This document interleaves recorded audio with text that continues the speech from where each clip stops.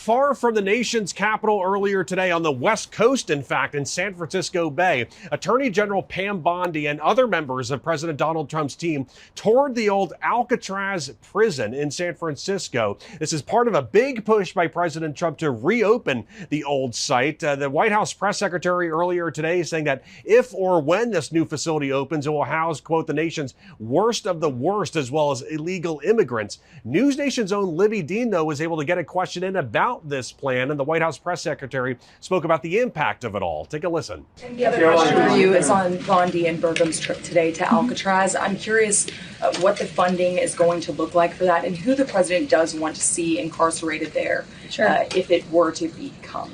Sure. Well, this was an idea of the president. He spoke about it in May, and he directed his administration to review a reopening plan for Alcatraz if it is possible, which is why the Attorney General and the Secretary of Interior have traveled there today. They are touring the site, and if the Alcatraz prison is reopened, it would be under the purview of the Bureau of Prisons. And the Secretary of Interior also would play a big role in this as well. So they're there to review the site today, and I'm sure you'll hear more from them on it later. And just to follow up, Libby, on who the president wants to see housed in Alcatraz, the worst of the worst criminals in this country, both American criminals who convict heinous crimes, but also illegal alien criminals before deportation as well.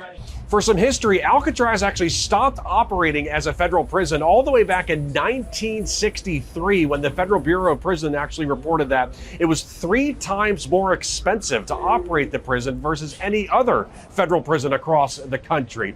We saw some pushback against all this. Speaker Emerita Nancy Pelosi calling it part of the stupidest initiative yet of the Trump administration. No doubt that if or when this new Alcatraz comes, it's going to take a lot of work, a lot of money, and cutting through some red tape.